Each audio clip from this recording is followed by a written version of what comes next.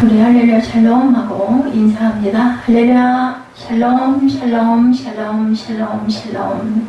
하나님 사랑합니다. 여러분 주 안에서 사랑합니다. 오늘 사사기 10장 말씀, 돌라와 야일과 우리들, 이런 제목으로 함께 은혜를 나눕니다. 18절까지 우리 함께 교독했죠. 아비멜렉이 뒤를 이어서 이사갈 사람 도도의 손자 부하의 아들 돌라가 일어나서 이스라엘을 구원하니라. 그가 에브라임 산지 3일에 거주하면서 2절에 이스라엘의 사사가 된 지 23년 만에 죽음에 3일에 장사되었더라. 이렇게 시작되죠. 20몇 년 동안 22년 동안 이스라엘의 사사가 되었어요. 이사갈 사람 도도의 손자 부하의 아들 돌라가 일어나서 23년 만에, 그 다음에는 야일이 일어나서 22년 동안 야일과 돌라와 야일, 그리고 입다가 그 다음에 6절부터 등장을 하죠. 우리 쭉 사사기 10장 전체 내용을 함께 살펴보도록 합니다. 이스라엘은 비록 인간의 실수와 허물로 인해서 매 순간 큰 위기를 만나야만 했지만, 그런 와중에서도 그들을 향한 하나님의 사랑이 계셨기에 이스라엘 민족은 계속 유지가 됩니다. 지금 제가 앞에 우리가 함께 살펴본 것처럼 사사 돌라가 23년, 또한 사사 야일이 22년, 그리고 입다가 6절부터 나오죠. 이스라엘 자손이 다시 야훼의 목전에 또 악을 행합니다. 사사가 일어나서 하나님이 사사를 세워가지고 일어나서 선포해가지고 조금 낮아서 한 20년 정도 지나고 나면은 그 사람이 죽고 나면 또 그 우상을 섬기고, 다른 사사를 또 세워놓으면 한 20여 년 또 조금 괜찮다. 그 사사가 죽고 나면은 또 이렇게 우상을 섬기고 계속해서 이런 일의 반복이 일어나죠. 그래서 6절에 보니까 바알들과 아스타롯과 아람의 신들과 시돈의 신들과 모압의 신들과 암몬 자손의 신들과 블레셋 사람들의 신들을 어떻게 해요? 섬기고 야훼를 버리고 그를 섬기지 아니하였다. 야훼께서 이스라엘에게 또 진노하시죠. 블레셋 사람들의 손과 암몬 자손의 손에 그들을 팔아요. 적군들에게 그들을 고통을 줍니다. 그들이 요단강 저쪽 길앗에 있는 아모리 족속의 땅에 있는 모든 이스라엘 자손을 쳤으며 18해 동안 억압과 18년 동안 또 아주 고통을 받게 합니다. 9절에 암몬 자손이 또 요단을 건너 유다와 베냐민과 에브라임 족속과 싸움으로 이스라엘의 공고가 심하였더라. 이스라엘 자손이 야훼에게 이제 부르짖어 죽겠습니다 하고 살려주십시오 또 부르짖죠. 우리가 우리 하나님을 버리고 바알들을 섬김으로 주께 범죄하였나니. 11절에 야훼께서 이스라엘 자손에게 이르시되 내가 애굽 사람과 아모리 사람과 암몬 자손과 블레셋 사람 중에 너희를 구원하지 아니하냐. 내가 너희를 구원했는데도 불구하고 12절에 또 시돈 사람과 아말렉 사람과 마온 사람이 너희를 압제할 때 너희가 내게 부르짖음으로 내가 너희를 그들의 손에서 또 구원하였거늘 너희가 나를 버리고 다른 신들을 섬기니 그러므로 내가 다시는 너희를 구원하지 아니하리라. 하나님도 계속해서 부모들하고 똑같아요. 보면 14절에 가서 너희가 택한 신들에게 부르짖어 너희 환난 때에 그들이 너희를 구원하게 하라 하시니라. 네 신들에게 가서 기도해. 이 얘기를 하시는 거예요. 15절에 이스라엘 자손이 야훼께 여쭈되 우리가 범죄하였사온 주께서 보시기에 좋은 대로 우리에게 행하시려니와 오직 주께 구하옵나니 오늘 우리를 건져주옵소서. 염치도 없어요. 그죠? 16절에 자기 가운데서 이방 신들을 제하여 버리고 야훼를 섬기매 야훼께서 이스라엘의 공고로 말미암아 마음에 근심을 또 하십니다. 그때 암몬 자손이 모여서 길앗에 진을 쳤으므로 이스라엘 자손도 모여서 미스바에 진을 치고 있는 미스바 전쟁이에요. 길앗 백성들과 방백들이 서로 이르되 누가 먼저 나가서 암몬 자손과 싸움을 시작하랴. 그가 길앗 모든 주민의 머리가 되리라. 가서 싸워서 이기면 그를 우리가 왕으로 삼겠다. 이런 얘기예요. 쉽게 얘기해서 이 내용이 전체 내용이죠. 돌라와 야일과 입다. 그리고 또 이제 하나님께 부르짖는 내용의 반복. 10장은 이스라엘은 비록 인간의 실수와 허물로 인해서 매 순간 큰 위기를 만나야만 했지만 그런 와중에도 그들을 향하신 하나님의 사랑이 늘 계셨기 때문에 이스라엘 민족을 계속 유지시켜 왔습니다. 오늘 10장에서 사사 돌라와 야일을 통해서 이스라엘을 도우신 하나님의 지극한 사랑, 그럼에도 불구하고 여전히 죄악에 심취했던 이스라엘이 맞게 된 아픈 현실을 말하고 있죠. 정녕 인간은 하나님의 사랑에 어떻게 반응하냐에 따라서 그 삶의 모습이 달라진다는 것을 우리가 깨달아야 되겠다. 사사 돌라와 야일의 활약상이 1, 2절에 나타납니다. 사사 돌라의 활약이죠. 자기 형제를 무참히 살해하고 왕권을 쟁탈했던 아비멜렉의 철권 통치가 그의 처참한 죽음을 끝으로 종말을 공합니다. 그리고 아비멜렉 이후 이스라엘은 하나님의 은혜로 45년이라는 긴 기간 동안 평화와 번영을 경험을 하죠. 하나님은 돌라와 야일이라는 두 사사를 세우시고 그래서 23년, 22년에서 45년 동안 평안했다라는 거죠. 그들을 통하여 이스라엘을 평화롭게 해주십니다. 이스라엘을 호시탐탐 괴롭혀왔던 대적을 물리침으로 전쟁으로 인한 고통에서도 해방시켜줍니다. 제가 어저께 그런 얘기 했어요. 내 살아생전에 전쟁이 없는 시대를 산 게 너무 감사하다 이런 얘기를 했습니다.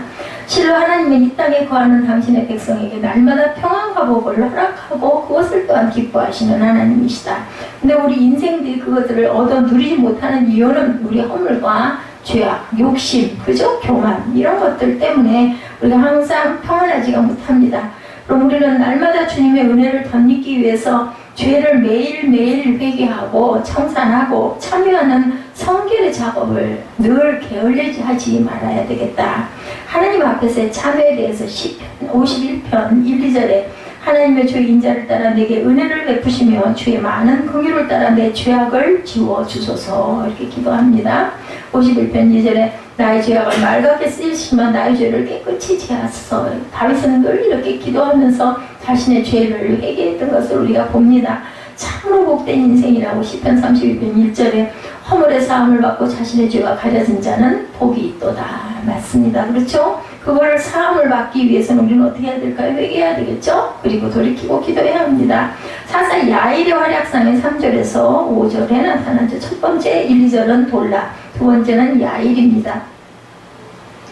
사사 돌라가 죽은 이후에 하나님은 계속해서 이스라엘에 대한 관심의 끈을 늦추지 아니하시고 돌라의 뒤를 이어 길앗 사람 야일을 새로운 사사로 세워서 이스라엘을 치게 하기만. 이때는 이제 왕이 없는 시대예요, 그죠? 한편 본문에서 그의 선한 행직에 관해서는 침묵하고 있습니다.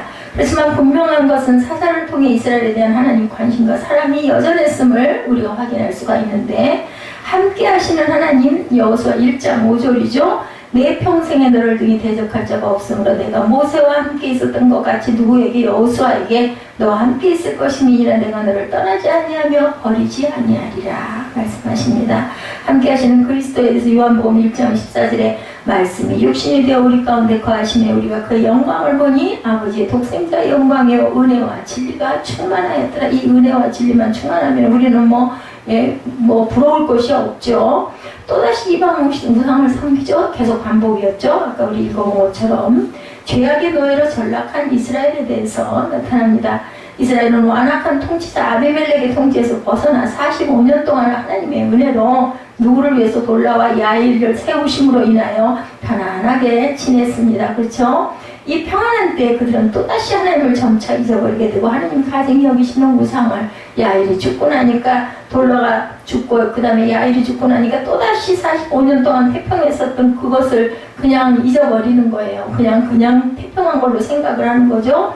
또 우상 숭배를 합니다. 이처럼 이스라엘은 조금만 육신이 편안해지면 우리의 모습이에요. 사는 것이 넉넉해지면 오히려 하나님에게서 등을 돌리고 죄악에 심취하는 악한 경향을 나타냅니다. 어렵고 힘들 때는 그렇지 않아요. 그죠? 근데 조금 여유가 있어지고 편안해질만 하면 눈이 어디로 돌아가요? 세상으로 돌아가죠.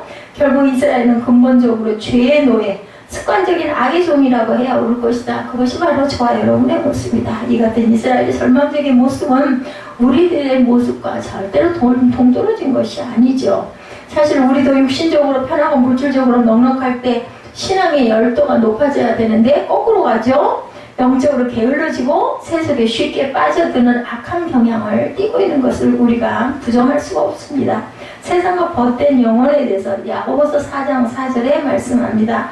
가늠한 여인들아, 세상과 벗된 것이 하나님과 원수됨을 알지 못하느냐. 그런즉 누구든지 세상과 벗이 되고자 하는 자는 스스로 하나님과 뭐가 되어 원수가 되느니라고 얘기합니다. 그걸 모릅니다. 사람들은. 미련한 자의 특징에 대해서 잠언 24장 9절에 미련한 자의 생각은 죄요 거만한 자는 사람에게 미움을 받느니라. 거만하면 우리 묘하잖아요. 뭐 잘났다고 하고 거만하면 묘한 것처럼 하나님도 그런 사람 이뻐할 수가 없다라는 거죠. 고통 중에 부르짖죠. 이제는 또 안 되겠으니까. 또 아까 저희 같이 읽었지만 하나님 우리가 죽겠습니다. 도와주시옵소서. 또 부르짖습니다. 이스라엘 백성이 죄악과 우상 숭배에 빠지자 그것을 보고 지나칠 수 없으셨던 하나님은 블레셋과 암몬 족속을 통해서 이스라엘을 심판하시는 부분이 나타나죠. 9절에 보니까 암몬 조산 요단을 건너기도 하고 베냐민과 에브라임 족속과 싸움으로 이스라엘의 공고가 심하였더라. 그랬더니 10절에도 이제 우리가 우리 하나님을 버리고 바알을 섬김으로 범죄하였나이다. 회개도 잘해요. 그러면 이 회개가 진정한 회개였어야 할 텐데, 그죠? 그래서 이스라엘은 또 18년 동안 외세 탄압 안에서 신나는 역사가 일어납니다. 이렇게 계속해서 반복을 하는 그러한 일들, 절망 중에 있을 때 이스라엘은 또다시 눈을 어디로? 하나님께 돌려 그분의 도움을 간구하죠. 그들은 채찍을 맞아야 정신을 차리는 꼭 짐승처럼 미련한 존재들의 삶을 살았습니다. 환난 날에 주를 불러야 되겠죠. 그러할지라도 우리는 어쩔 수 없습니다. 불러야 됩니다. 시편 50편 15절이죠. 환난 날에 나를 부르라 내가 너를 건지리니. 누가 가르쳐주세요? 하나님이 직접 가르쳐주세요. 환난 날이 힘드니 너 나 불러. 그럼 내가 너를 건져줄게.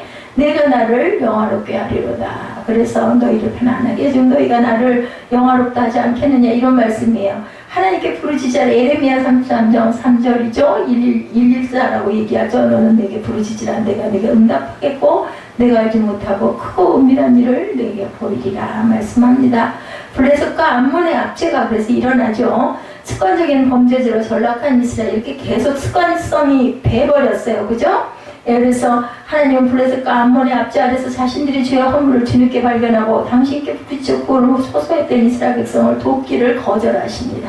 너희 한번 당해봐라. 그 이후로 하나님은 지금까지 위기 때마다 이스라엘 백성을 구원하고 보호해 주었지만 이스라엘은 평화를 찾아주면 또 거기에서 또 반역하고 하니까 이제는 블레셋과 암몬 자손에게 그냥 맡겨버려요. 그래서 고통을 18년 동안 받게 하죠. 하나님은 이번에는 이스라엘이 그렇게 흠모하는 다른 신들에게 구원을 얻어버려 하고 너 가서 니들 우상에게 절하고 한번 구원해달라고 해봐 하고 그 말씀까지도 하죠. 13절이 너희가 나를 버리고 다른 신들을 섬기니 내가 다시는 너를 구원하지 아니하리라. 14절에 가서 너희가 택한 신들에게 부르짖으 너희 환난 때 그들이 너희를 구원하게 하라 하신지라. 이스라엘 자손들은 야훼여 그러지 마옵소서 했겠죠. 정말 어려울 때마다 하나님을 찾는 것도 중요하지만 우리가 평화로울 때 하나님을 잊지 않고 그분의 은혜와 사랑에 감사하는 일이 참 중요하다는 것을 우리가 알아야 되겠다. 인생의 죄악의 고리를 끊지 못하고 계속 악순환에 이렇게 빠져들어간다면 인생은 마침내 절망과 탄식만 남게 될 것이라는 것을 우리가 알아야 되겠다.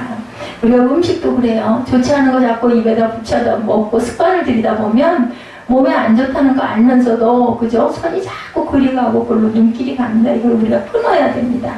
정녕 하나님 중심으로 살아가며 그분 앞에서 진실하고 경건하기를 힘쓰는 자에게는 더 이상 죄악이 넘보지를 못한다. 우리가 나쁜 거 그냥 딱 안 먹어버릇하면요 생각도 안 나요. 그리고 안 먹어본 음식 기억 안 나잖아요. 뭘 많이 아는 사람들이 이것도 생각나고 저것도 생각나지 생각이 안 나더라고요. 야훼를 의지하는 자는 어떤가요? 시편 2편이죠. 12절에 그의 아들에게 입맞추라. 그렇지 아니하면 진노하심으로 너희가 길에서 망하리니 그의 진노가 급하심이라. 야훼께 피하는 모든 사람은 복이 있다라고 말씀합니다. 요한복음 5장 23절에도 같은 말씀이 기록되어 있습니다. 참된 안전을 얻는 방법 잠언 29장 25절이죠. 사람을 두려워하면 올무에 걸리게 되거니와 야훼를 의지하는 자는 안전하리라고 얘기합니다. 두려워하는 거는 이거는 사단이에요. 그죠? 자비와 긍휼이 충만하신 하나님에 대해서 하나님은 이스라엘의 어려운 형편을 더 이상 돌보지 않을 것이라고 선언은 하셨지만 그럼에도 불구하고 그들을 향해 근심하실 수밖에 없었다. 그죠? 16절에 자기 가운데 이방신들을 제하여 버리고 야훼를 섬기며 야훼께서 이스라엘의 공고로 말미암아 뭐라고 그러세요? 마음에 근심하시니라. 안타까워하셨다는 거예요. 그때 암몬 자손이 모여 길르앗에 진을 쳤으므로 이스라엘 자손도 모여서 미스바에 진을 칩니다. 길르앗 백성과 백은 강독들이 서로 이르되 누가 먼저 나가서 암몬 자손과 싸움을 시작하랴 그가 길르앗 모든 주민의 머리가 되리라 하셨습니다. 야훼를 의지하는 자는 이렇게 하나님께서 복을 주신다고 하죠. 하나님은 고통 중에 있는 이스라엘을 애타게 안타깝게 바라보십니다. 결국 하나님은 이스라엘을 버릴 수가 없었고 그들을 사랑하지 않을 수가 없었다. 이게 바로 초월한 하나님의 사랑과 긍휼과 사랑이라는 거죠. 하나님은 한 번 사랑하신 자를 영원히 사랑하시는 분입니다. 요한 1서 4장 10절이죠. 사랑은 여기 있으니 우리가 하나님을 사랑한 것이 아니고 하나님이 우리를 사랑하사 우리 죄를 속하기 위하여 화목제물로 그 아들을 보내셨다라고 증거합니다. 세상을 사랑하시는 하나님, 요한복음 3장 16절이죠. 하나님이 세상을 이처럼 사랑하셨을까? 세상을 왜 사랑하셨을까요? 저와 여러분이 있기 때문에, 내가 낳은 자녀들이기 때문에 사랑하셨겠죠? 그래서 귀한 독생자까지 주시죠. 이는 그를 믿는 자마다 멸망치 않고 영생을 얻게 하려 하심이라. 하나의 구원의 버팀목을 구약의 그 노뱀 같은 그런 존재 예수 그리스도를 보내셔서 그를 믿는 자, 입술로 고백하는 자에게 영생을 주십니다. 그래서 10장의 전체적인 결론은 하나님께서는 죄악에 대해서 단호히 심판하시는 하나님이다. 공의의 하나님이시죠. 동시에 하나님은 자신의 백성에 대한 끊임없는 사랑을 결코 포기를 못하시는 하나님, 인자하신 하나님이죠. 이러한 하나님의 지구하고 끈질긴 사랑은 하나님의 백성이 범죄하고 허물을 범할 때에는 슬픔과 근심으로 나타나죠. 탄식하시죠. 오늘 저와 여러분이 바로 이 같은 초월한 하나님의 사랑의 심정을 바로 읽어야 할 필요가 분명히 있다라는 말씀을 하고 있습니다. 그래서 돌라와 야일과 우리라는 제목으로 저와 여러분들 함께 주시는 귀한 은혜를 나눠봅니다. 사사기에는 모두 12명의 사사가 나타납니다. 온니엘, 에훗, 삼갈, 드보라, 기드온, 돌라, 야일, 입다. 오늘 야일이죠. 돌라와 야일, 입다까지 나타났죠. 입산, 넬론, 압돈, 삼손. 우리 삼손장군 너무나 잘 알죠. 온니엘도 알죠. 성경학자는 12명의 사사를 소사사와 대사사로 구분을 하죠. 성경에 기록된 분량이 적은 사사가 소사사입니다. 삼갈, 돌라, 야일, 입다, 입산, 엘론이에요. 소사사. 그리고 드보라나 기드온, 삼손 등 이름이 알려진 사사는 전부 다 어떤 사사? 대사사. 선지서 16권 중에 구약성경 뒷부분에 있는 책들, 이사야, 예레미야, 에스겔, 다니엘, 호세아, 요엘, 아모스, 오바다, 요나, 미가, 나움, 하박국, 스바냐, 학개, 스가랴, 말라기를 선지서라고 얘기하고 있죠. 근데 이사야, 예레미야, 에스겔, 다니엘까지가 그 대사사, 대선지서입니다. 이 중에 이사야, 예레미야, 에스겔, 다니엘을 대선지서라고, 그 다음에 호세아부터 그 끝에 말라기까지를 소선지서라고 이렇게 말씀하고 있습니다. 그래서 4명과 12명, 그래서 16권으로 되어 있습니다. 이래서 대선지사라고 해서 소선지서보다 중요하지 않다는 뜻이 아니라 분량의 차이다. 대사사와 소사사의 구분도 마찬가지죠. 대사사는 하나님의 일을 많이 한 사사, 소사사는 하나님의 일을 적게 한 사사가 아니라 성경에 기록된 내용이 많은 사사는 대사사, 적은 사사는 소사사라고 한다. 기록된 분량으로만 따진다면 삼손과 삼갈은 비교가 되지가 않아요. 삼갈에 대해서는 3장 31절 딸랑 한 절만 기록되어 있습니다. 삼손에 대해서는 13장부터 16장까지 무려 4장에 걸쳐서 기록되어 있죠. 삼손은 예수를 믿는 사람은 물론이고 믿지 않는 사람도 삼손 장군은 모르는 사람이 없어요. 영화도 나왔고 만화도 나왔고 그죠? 영국도 나왔기 때문에 삼갈은 아는 사람이 거의 없어요. 그렇지만 예수를 믿지 않는 사람이 삼갈을 모르는 것은 당연하죠. 예수를 믿는 사람들 중에도 삼갈이 누구야 모르는 사람이 많습니다. 구약을 공부하지 않으면 알 수가 없어요. 그렇다고 해서 삼갈이 별 볼 일 없는 사람이고 삼손은 훌륭한 사람이냐면 그렇지 않다. 오히려 삼갈은 훌륭한 사사였던 반면에 삼손은 사사 중에 가장 그죠? 그 하나님 마음을 많이 아프게 했던 그런 사사이기도 하다. 성경에 기록된 분량과 그 사람의 신앙 업적 사이에는 관계가 없다라는 것을 우리가 알고 가야 되겠고, 사람들의 생각은 언제나 그런데 양이 많으면 중요하게 생각을 하는 그런 경향이 있습니다. 기록된 내용이 많으면 굉장히 중요한 사람같이 느껴지죠. 그렇지 않으면 이스라만한 사람이라는 편견을 갖는데 오늘 본문에 돌라라는 사사와 야일이라는 사사가 나오죠. 둘 다 별로 유명하지 않습니다. 성경에 단지 여기에만 나오는 사람들이니까 상당한 성경 지식이 있는 사람이 아니면 둘의 이름도 기억이 안 나지 누구야 이런 생각이 들죠. 사람들의 선입견으로만 두 사람을 평가하면 둘 다 별 볼 일이 없는 사람들인데 하나님은 두 사람을 어떻게 보셨나? 아비멜렉 후에 이삭할 사람 도도의 손자 부하의 아들 돌라가 일어나서 이스라엘을 구원하니라 이렇게 시작되죠. 그가 에브라임 산지 3일에 거하여 이스라엘의 사사가 된 지 23년 만에 죽으며 3일에 장사되었더라. 1, 2절 말씀입니다. 9장에는 희대의 악한 아비멜렉에 대한 내용이 아주 악한 사람이었죠. 참으로 포악무도한 사람이었습니다.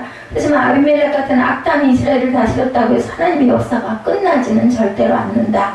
아비멜렉의 서슬이 퍼런 칼날이 이스라엘을 압제하고 있던 때에도 하나님께서는 이스라엘을 향한 자비의 손길을 거두지 아니하시고 돌라라는 사사를 준비하고 계셨다.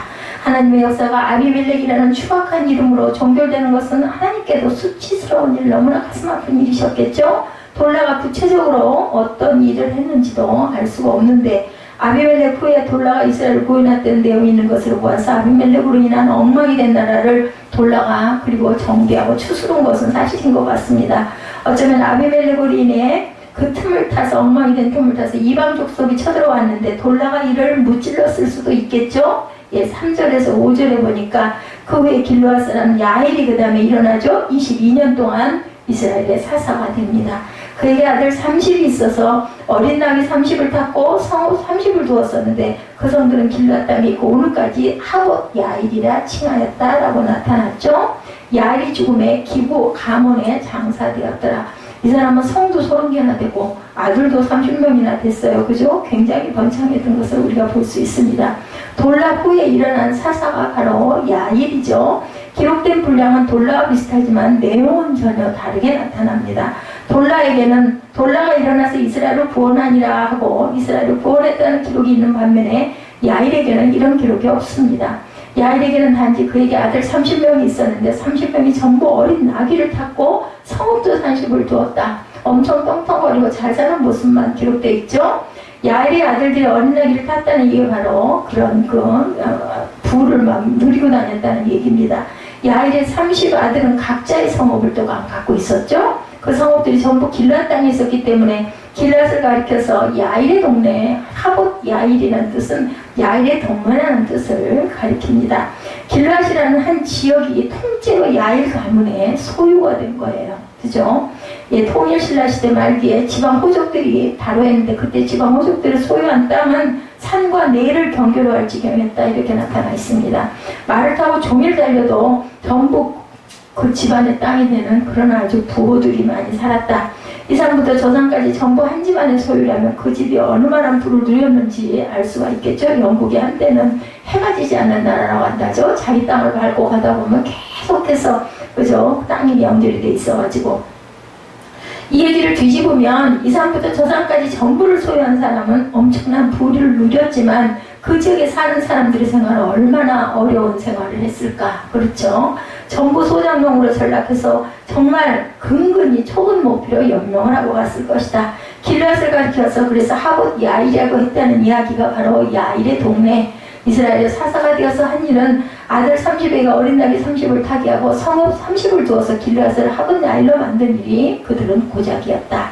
이스라엘을 하나님 앞에 인도한 것이 아니라 자신들의 영달을 위해 소강을 누렸다는 거죠. 돌라와 야일이 등장하기 전에 나왔던 소사사가 삼갈이라는 소사가 있습니다. 에훗 이후에 아나세 아들 삼갈이 사사로 있어서 소문은 막대기로 블레셋 사람 600명을 죽였고 그도 이스라엘을 구원하였다. 사사기 3장 31절에 나타나 있습니다. 삼갈에 대한 기록은 이것이 전부인데 어쨌든 삼갈도 이스라엘을 구원한 사사였다라고 나타나 있죠. 그런데 뒤에 나오는 입산, 넬론, 압도는 그렇지가 않습니다. 그의 뒤에는 베들레헴 입산이 이스라엘의 사사이었더라. 그가 아들 30과 딸 30을 두었더니 딸들은 타국으로 시집을 보내었고 아들들을 위하여는 타국에서 여자 30을 데려왔더라. 운전치 못하죠. 그가 이스라엘 사사가 된 지 7년이라 입산이 죽음에 베들레헴에 장사되었더라. 이렇게 나타납니다. 그의 뒤에는 스불론 사람 엘론이 이스라엘의 사사가 되어 10년 동안 이스라엘을 다스렸더라. 스불론 사람 엘론이 죽음에 스불론 땅 아얄론에 장사되었더라. 이게 끝이에요. 그 뒤에는 바라돈 사람 힐렐의 아들 압돈이 이스라엘의 사사가 되었더라. 그에게 아들 30과 손자 30이 있어서 어린 나귀 78을 탔었더라. 압돈이 이스라엘의 사사가 된 지 8년이라 바라돈 사람 힐렐의 아들 압돈이 죽음에 에브라임 땅 아말렉 사람의 산지 바라돈에 장사되었더라. 사사기 12장 8절에서 15절에 이렇게 기록됩니다. 그래서 입산 엘론 압돈의 행적에는 도무지 이스라엘의 사사다운 내용이 기록되어 있지 않다. 모름지기 사사라면 하나님 앞에서 이스라엘을 책임지고 있는 사람들인데도 기록이 없습니다. 그런데 자식들을 어떻게 시집장가를 보냈다 이런 내용이나 나오죠. 그리고 아들과 손자 몇 명을 두었는지에 대한 이야기뿐이다.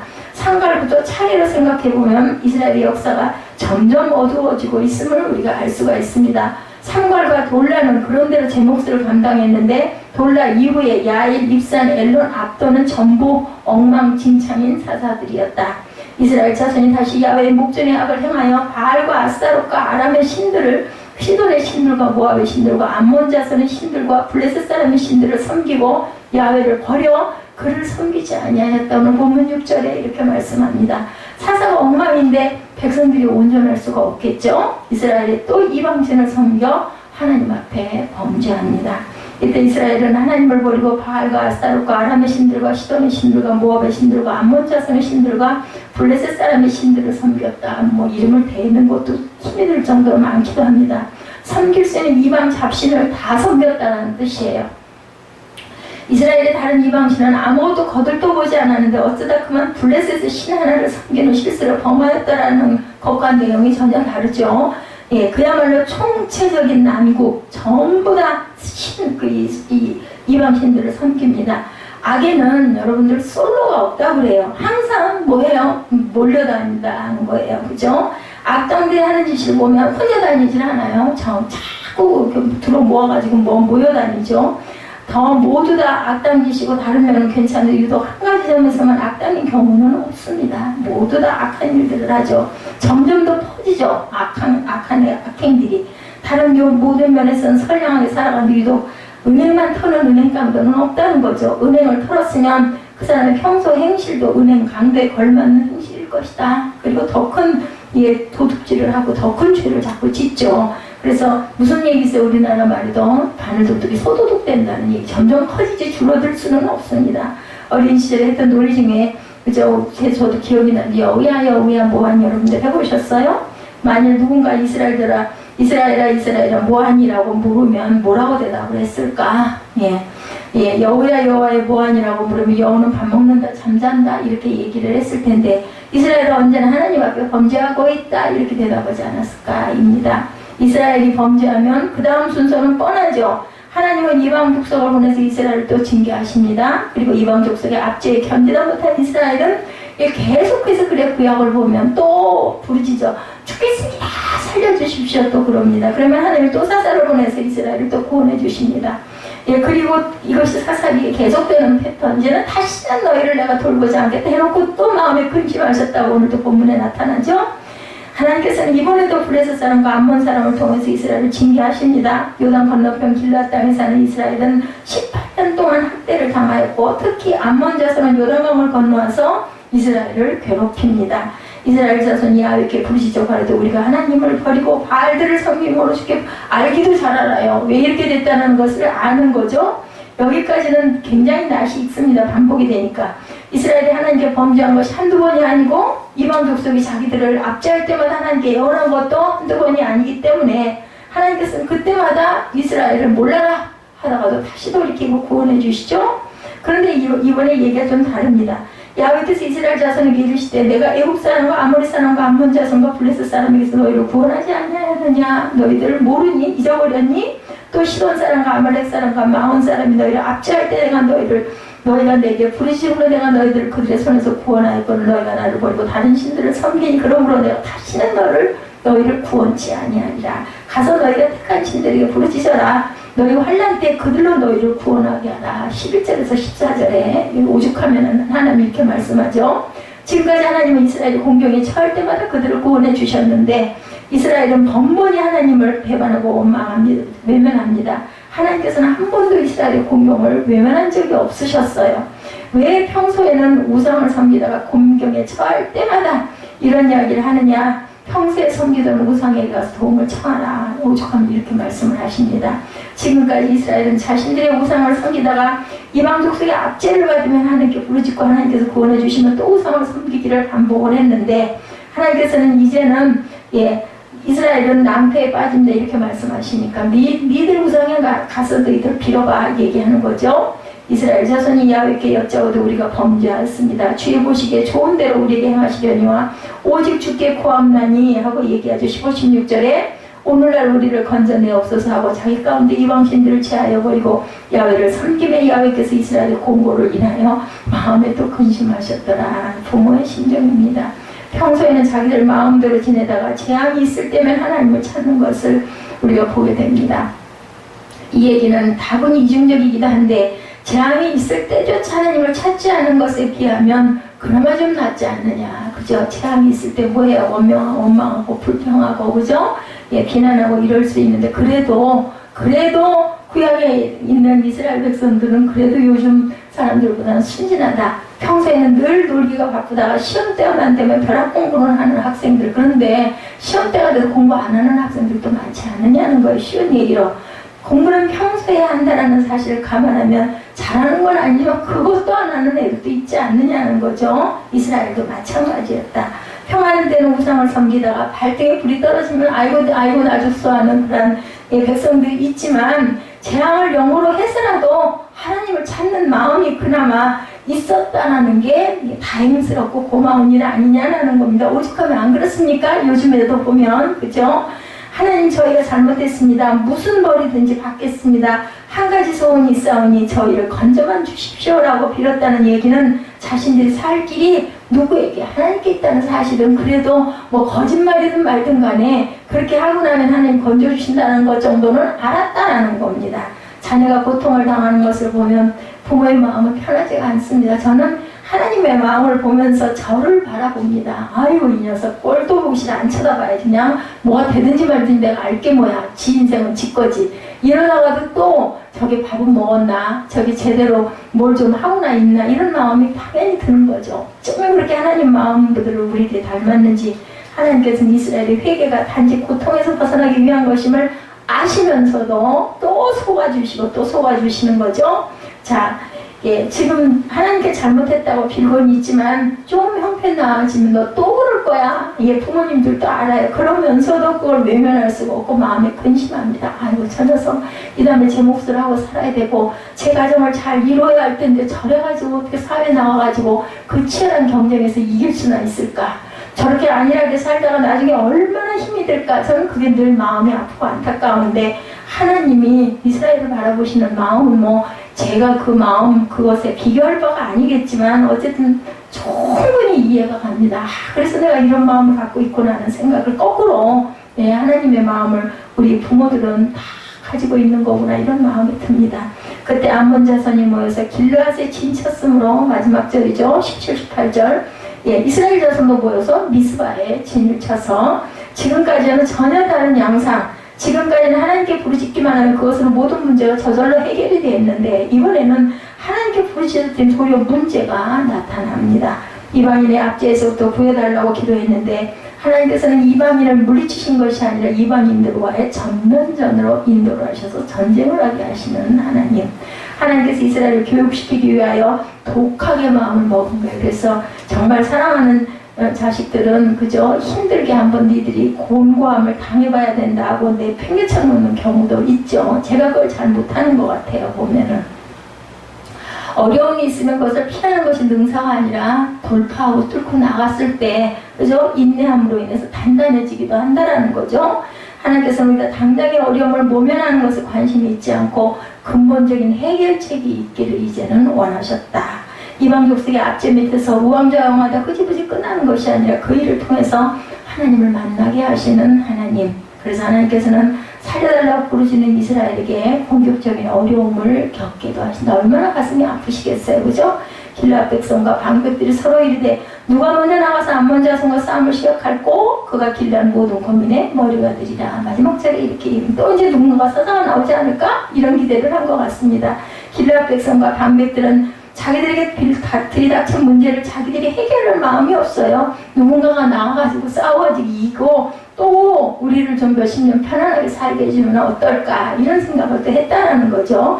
자기들이 싸워야 할 싸움을 누군가 대신 싸워주면 그 안에 내가 정말 좀 편안하게 있겠다 이라는 못된 심보 아주 그냥 얍삽하다 그러죠. 앞에서 야일에게 아들 30명이 있었다는 내용 우리가 함께 읽었습니다. 그들은 모두 어린 나귀를 타고 각각의 성읍을 지녔다고도 했죠. 길르앗을 가리켜서 하봇 야일의 동네라고 할 정도였다. 그런데 암몬과의 전쟁을 앞두고는 누구 하나 앞장서는 사람이 없었습니다. 오늘 본문을 시작하면서 나온 사람들이 돌라와 야일이죠. 기왕이면 누구나 야일보다 돌라를 만나기를 바랄 거예요. 하지만 자기가 살던 시대의 사사가 돌라였느냐 야일이었느냐가 문제가 아니고 나는 과연 어떤 사람인가가 문제다. 돌라의 시대에 태어나면 신앙생활이 저절로 되고 야일 시대에 태어나면 신앙생활이 안 되는 것이 아니라 신앙생활은 바로 내가 하는 것이에요. 내가 닦고 나가야 되고 내가 깨닫고 나가야 되고 내가 기도하고 나가야 된다. 우리에게는 신앙이 바로 그런 신앙이 되어야 된다는 말씀이죠. 누군가 저와 여러분을 위해서 하나님의 싸움을 싸우고 그 결과를 우리에게 선물할 사람은 없다. 우리가 개척하고 나가야 된다. 우리에게 주어진 싸움은 우리가 직접 누구를 모시고 성령을 의지하고 싸워야 된다. 자기가 직접 십자가를 져야 하고 자기가 직접 낮아져야 하고 자기가 직접 자기를 부인하고 가야 된다고 주님께서 말씀하시죠. 그 싸움을 싸운 만큼 점점 하나님의 사람으로 변모해 간다. 그래서 우리가 연단을 통해서 소망을 가지고 갔을 때 소원의 항구로 우리를 인도하신다고 그러죠.